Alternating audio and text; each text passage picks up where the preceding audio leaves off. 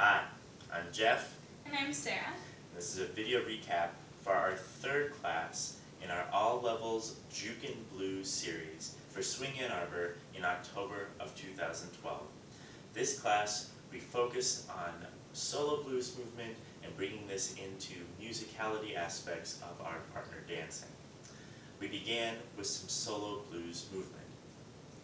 Okay, so Jeff will demo from behind. We gave you a few different ones. So the first one we did was the mess around, which smooth. If you do it smooth, it's just making a circle with your hips. But you can also punctuate it, adding a pulse on all the corners, so back, side, front, side. You can go either direction. Okay, and then the next one we did were figure eights. So that's making an 8 with your hips. So remember, think hitting all the corners of the room. So this corner, sweep around, this corner, sweep around. Hit all the corners of the room. Okay, the next one we did was boogie forward. So those two are stationary. The next two are going to be moving steps. So boogie forward, we did 1, 2, 1, 2, 1, 2, 1, 2. And on these we have a gradual weight transfer, and our weight's here, and then we transfer it around.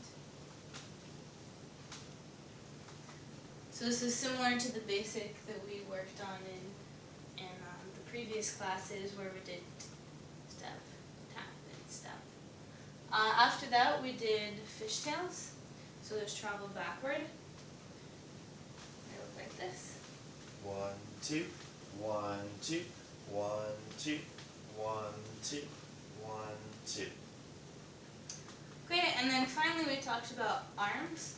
So we can do solo arm movement just by itself to go along with the music, or we can add it on to these movements that we just talked about.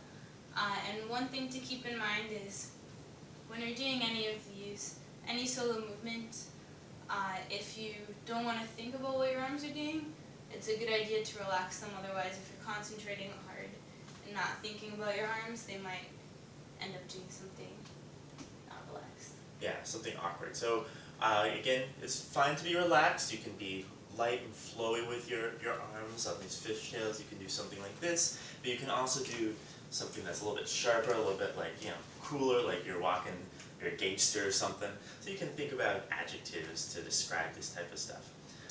And it's a great idea to do all these movements in front of a mirror. Yeah, take some time and practice on your own. But then we brought each of these movements into some music. We played for some music for you and had you think about what types of adjectives would describe the music. Is it playful, or is it slow, or sort of walking through molasses? Is there a lot of intensity? And so this is the kind of stuff you want to pick up on when you're listening to different songs, and this is how you would adapt these individual movements to that song. So we then put on these songs and had you do a call and response activity where you face your partner. One of you would do one of these movements or some variation thereof, and then your partner would pick up on that and change and modify and do something similar, and that there was a back and forth. But we then brought that into our partnered Jookin dancing. So we'd start off in either close embrace or close. And start with our up pulse basic sit. And at some point, when we want to get a little distance between us, we're going to do our fishtails. And we just do that by leading it ourselves. And once there's a little bit of distance, you can do something that suggests to the follower that there's going to be a call and response. You can point, you can do something like this. Then we took turns.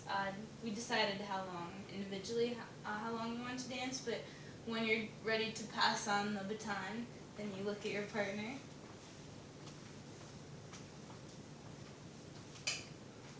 And some tips we gave were to make eye contact with your partner, because if you're looking down it's harder to engage your partner. So look at them, and if you're the one watching, then like act like, oh, that looks really cool, be encouraging. Yeah.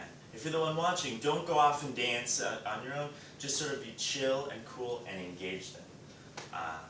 So that's great. That's something you can take with you, even when you're in more of a closed position. Be engaged with your partner. Okay?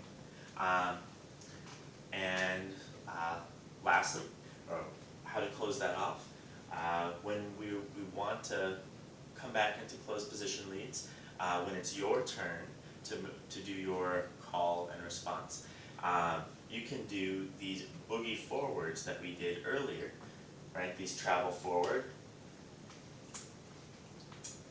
and you come right back up and re-engage the connection. You can come up to close or back up to close embrace. In the wild, sometimes the follow will pick up on this and will also boogie forward towards you, and you'll meet somewhere in the middle. That's great too. So we then moved on to just mentioning how we can do a couple of these movements while connected as opposed to disconnected. We didn't have time to break down too much of the detail for you, but we showed it for you, and you can practice this at home. So the first thing was in close or close embrace, figure eights. So now traveling.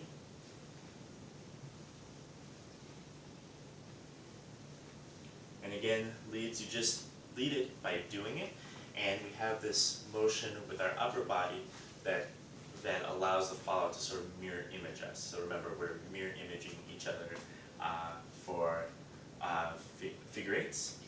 And most of the signaling is coming from the lead's chest and this arm right here. This hand isn't doing anything to add the signal. Yeah, that's really coming from this hand doing this. And then we did the mess around, and the mess around, instead of mirror imaging each other, we're doing sort of like the same thing. Okay. Looks like this. And you can add a little turn to it. There you go. And remember, as we had in our Jookin posture, our hips are back, so the mess around is comfortable. Yeah, it's a very comfortable, relaxed movement. So that's it. We're going to continue working on the fundamentals of Jookin next time, as well as some cool, fun new moves. So, see you next time. See you next time.